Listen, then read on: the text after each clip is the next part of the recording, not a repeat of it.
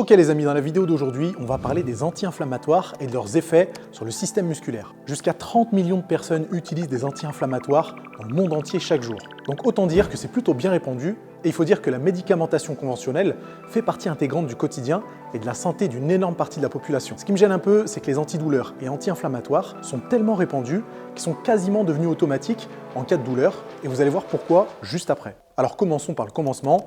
Une inflammation, qu'est-ce que c'est ?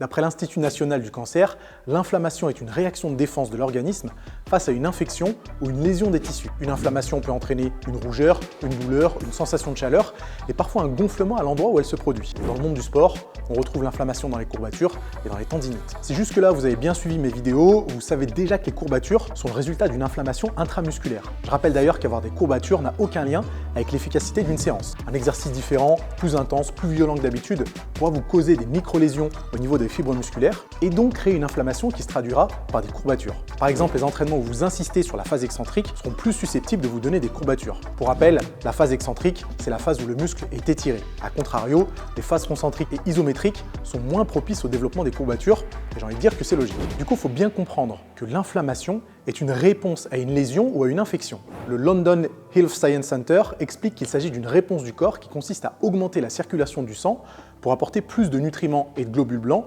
sur la zone blessée. L'inflammation est donc une conséquence et non une cause en premier lieu. En réalité, dans de nombreux cas, c'est elle qui permet la réparation de ces lésions. Alors certes, ça peut être désagréable, voire douloureux, mais je suis convaincu qu'on a plutôt tout intérêt à la laisser faire son boulot plutôt qu'à vouloir absolument l'inhiber sous prétexte que ça fait mal. Prenons l'exemple de la tendinite. Si vous avez déjà eu une tendinite, je mets mes deux mains à couper que votre médecin vous a prescrit des anti-inflammatoires et du repos. Et c'est là que ça me plaît pas du tout, parce que ça fait déjà un moment qu'on sait que le repos est loin d'être la solution dans la plupart des cas. Pour ce qui est des anti-inflammatoires, de nombreuses études récentes ont montré que l'utilisation de ces derniers n'améliore pas la guérison du tendon. Au contraire, il contribuerait même à une déperdition de force et une réduction de la teneur en collagène. Donc en soi, c'est pas ouf, sachant qu'on a besoin d'avoir des tendons forts et solides pour continuer à bien s'entraîner.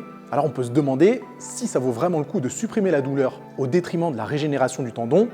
Permettez-moi d'en douter. En fait, c'est un peu ça que je reproche aussi à la médecine conventionnelle. C'est qu'on va le plus souvent chercher à traiter la conséquence plutôt que de faire l'effort de remonter jusqu'à la cause. Du moins quand on parle de médecine générale. Et ça me dérange un peu que certains antidouleurs et anti-inflammatoires puissent être vendus sans prescription, parce qu'au final, ça n'aide personne. Mais ça, c'est un autre débat. Premièrement, ça empêche potentiellement le corps de faire son boulot d'auto-guérison correctement.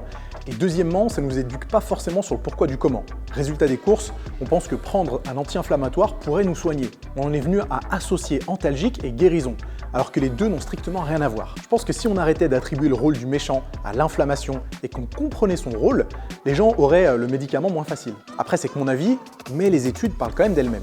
Des chercheurs du Karolinska Institute ont étudié l'effet de la prise d'anti-inflammatoires sur un groupe d'hommes et de femmes âgés entre 18 et 25 ans. Un groupe prenait 1200 mg d'ibuprofène par jour et un autre prenait 70 mg d'aspirine pendant 8 semaines. Durant cette période, les participants ont suivi un programme de musculation composé de 3 séances par semaine. On a mesuré leur force et leur croissance musculaire, ainsi que les indicateurs d'anti-inflammation avant et après l'entraînement. Les résultats sont sans appel. Le groupe ayant pris une faible dose d'anti-inflammatoire a gagné 2 fois plus de muscles que l'autre groupe et est devenu plus fort. Donc déjà, on voit qu'il y a une histoire de dosage. Une étude publiée sur le site Acta Physiologica indique que les anti-inflammatoires consommés à dose maximale pendant 8 semaines atténuent l'adaptation en hypertrophie sur un public âgé entre 18 et 35 ans. Les chercheurs de cette étude finissent par dire que si notre but est de prendre un maximum de muscles, alors on devrait limiter la prise d'anti-inflammatoires. Tandis que d'autres études mettent plutôt en avant le fait que les anti-inflammatoires n'ont aucun effet sur la récupération après un exercice intense. C'est des données qui sont quand même super intéressantes. Pour comprendre que les anti-inflammatoires peuvent être contre-productifs à la prise de muscles, il faut déjà commencer par bien intégrer le fait que c'est grâce à l'inflammation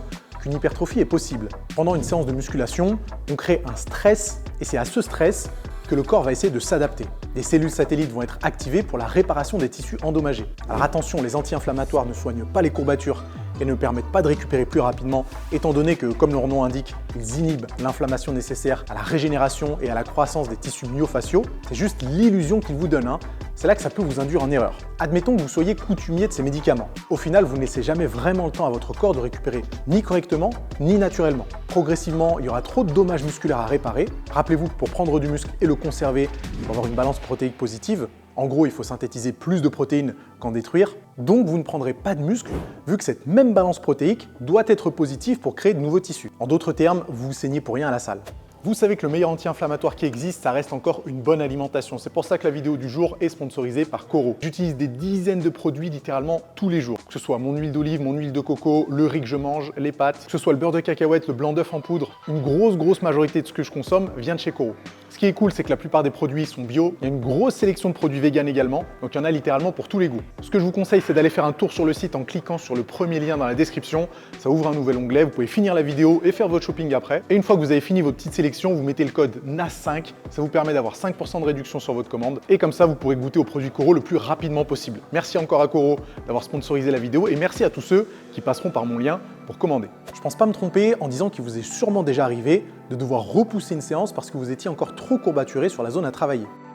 Et j'avoue que des fois, ce serait pas de refus d'avoir un moyen instantané de faire passer les courbatures et les douleurs qui les accompagnent. Quand on est débutant, on trinque vraiment niveau intensité de courbature. Alors qu'en prenant en expérience, j'aurais plutôt tendance à dire qu'elle tente à être moins récurrente, à durer moins longtemps, sauf cas exceptionnel. Le corps scientifique montre que la prise occasionnelle d'anti-inflammatoires en post-entraînement n'empiète pas sur la progression d'un débutant et pourrait même avoir des effets positifs. C'est à prendre avec des pincettes. À mon sens, les effets positifs dont il parle ont directement un lien avec les courbatures et la fréquence d'entraînement. Mais encore une fois, je ne suis pas sûr que les antidouleurs soient la solution. Pourquoi pas tout simplement optimiser le processus de récupération en prenant soin de toutes les variables impliquées. D'ailleurs, si vous voulez savoir comment mieux récupérer sans vous sentir obligé de prendre des médocs, cliquez dans le lien qui est dans la description parce que j'ai fait une vidéo sur le sujet. Bon, vous voyez que pour l'instant, les études parviennent pas vraiment à se mettre d'accord sur le réel impact des anti-inflammatoires. Ça peut être dû au fait que le contexte et les protocoles sont différents en fonction des études, mais peut-être qu'il y a aussi une histoire de différence individuelle qui pourrait être liée au niveau d'inflammation du corps humain. Ça me paraît intéressant de noter que le niveau d'inflammation d'une personne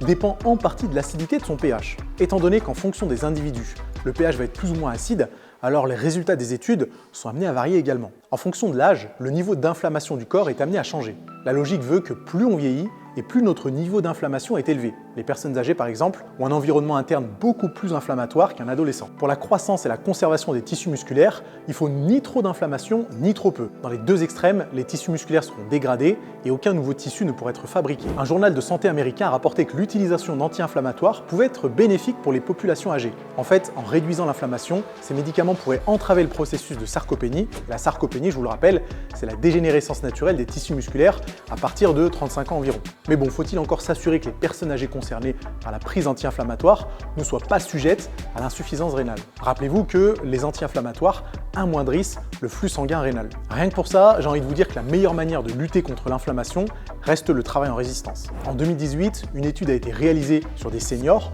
Le but était de déterminer si la pratique d'une activité physique régulière aurait un impact positif sur l'état inflammatoire de leur corps. Les chercheurs ont relevé la composition corporelle, l'hypertension, le profil lipidique, le niveau de plasma et de certaines enzymes, ainsi que le statut inflammatoire de 116 volontaires âgés entre 55 et 80 ans. Ils ont dû remplir un questionnaire sur l'activité physique qu'ils avaient fait l'année passée. Dans ce questionnaire était évalué le type et la durée de l'activité, ainsi que sa fréquence.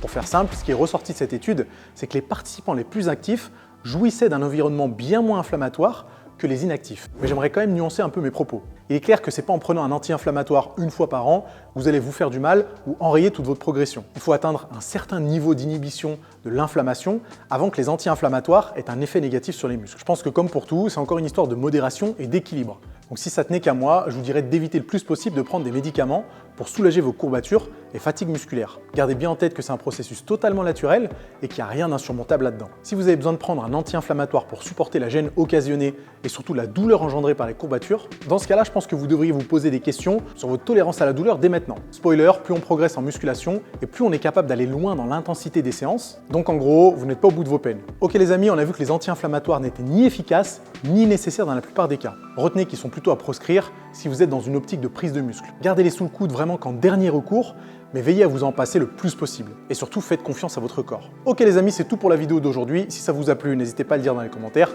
On met un gros pouce en l'air et nous on se retrouve très vite pour d'autres conseils. A plus.